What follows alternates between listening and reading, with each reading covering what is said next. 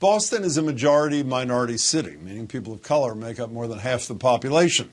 But a forthcoming report commissioned by the mayor's office finds over the past 5 years, the city has awarded just 1.2% of its prime contracts to Black and Hispanic-owned businesses, with less than half of 1% total going to Black-owned businesses. That's according to copies of the report obtained in advance of its release by GBH News' Center for Investigative Reporting and the Boston Globe. And those numbers may seem shockingly low to some, but the Black Economic Council of Massachusetts is not surprised, saying in a statement the study reveals what it has been saying for decades: the city of Boston does not value Black businesses or the Black community. Council's executive director, Segun Idowa, joins me now. Segun, it's good to see you. Thanks so much for being here. Thanks for having me back. I think the last comparable report, if I'm right, was in mid-2019. And if I recall, the numbers were similar, not much progress. Did this feel like Groundhog Day to you? A little bit, yes, Jim. Like we said in our statement, these results were not surprising, although they were disturbing. They weren't surprising because we've seen this before. And even if we didn't see the numbers, the experiences of our members reflect what's in this report. Most of them, if any, are getting any contracts with the city despite trying over and over again. Back in 2019, the report you're referring to happened because of a hearing held by President Kim Janey and Councilor Wu, who wanted to see what we were spending in just a year. And even at that point, in fiscal year 18, the city was less than 1% with spending for minority and women-owned businesses. So even when you look at Black, it was even way less than just that 0.5%. So not surprising, but unfortunate that we haven't moved the needle on this issue.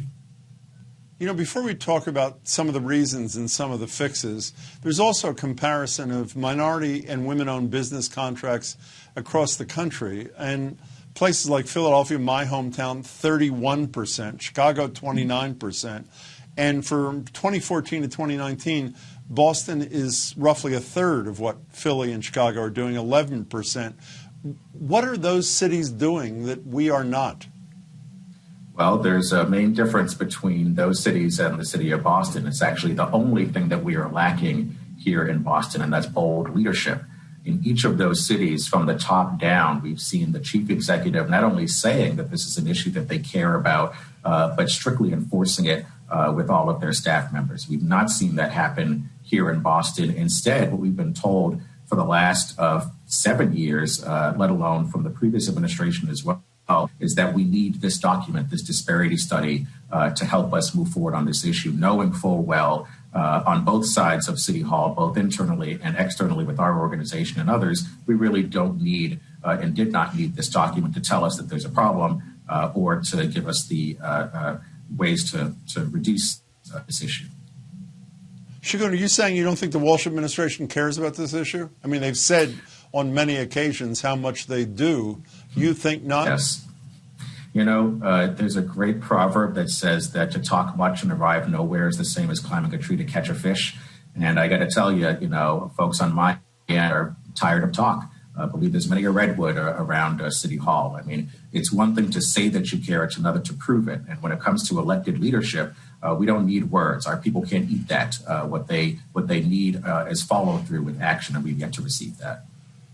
So beyond using your term, bolder leadership, and for argument's sake, I'll accept that, what are the concrete changes that I have to... If I remember, I watched all 4.5 hours of Fred Wiseman's terrific film, City Hall, and there was this great scene where a minority contractor was talking about one of the problems he faced, and I believe one of the problems is some of the things that are bid out are so large that an average small business, which is much more likely to be one owned by a person of color or woman, can't afford to bid it. So should these big things be broken up by the city before they're potentially subcontracted, if they are at all, by the contractors that get the winning bid?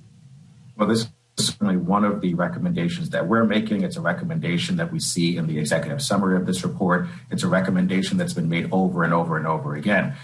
So again, this is why I go back to the bold leadership, because despite everyone saying that this should happen, we haven't seen it happen. So absolutely, this is just one of the recommendations that the city needs to follow through on unbundling these large contracts, which don't just put out or keep minority and women-owned businesses from being able to bid on these contracts, but all small businesses. We wind up seeing a lot of these contracts go to out of state or out of country larger businesses so we're sending money outside of our community. But other things that we're pushing for are setting high aspirational goals. So the executive summary puts forward a number of 16.9% overall. We think this number is too low. It doesn't reflect the availability of our businesses that want to do business with the city. So we're saying there needs to be a goal of 15% just for Black businesses alone, but 40% overall for women and minority-owned businesses in a city that's majority minority, as you said in the beginning of your comments. We're also calling for certain individuals at City Hall to be relieved of duties so that we can get in folks with fresh thinking and with the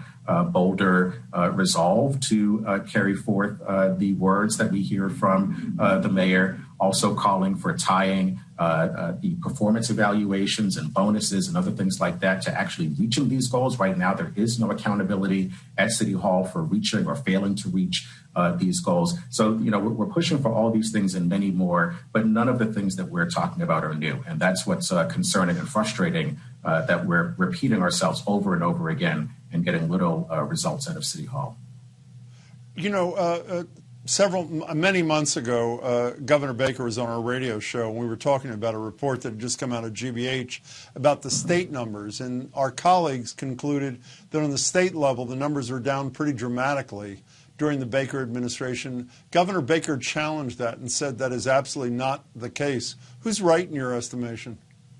Well, I think the governor responded later on in 2020, in the latter part of that year, making all those changes to the Supplier Diversity Office to help boost contracting with minority-owned businesses. So I think that without him saying so, at least gives some credence to the reporting that Chris Burrell and Paul Singer have done and their amazing team over at GBH in the earlier part of the year. So, we would certainly agree with the investigative report that came out and continues to come out to show how the state itself is not doing what it should be doing with our businesses. What we're happy about is that the governor responded in kind and helped to remove some of those barriers. One way was by making the Supplier Diversity Office an independent entity so that they have greater powers and authority, a bigger staff and budget to fulfill their mission. And so we're hoping that the city of Boston will wind up doing the same with their equity and inclusion unit so that there is an office dedicated to this issue and have with enforcement powers, to ensure that we can reach our goals.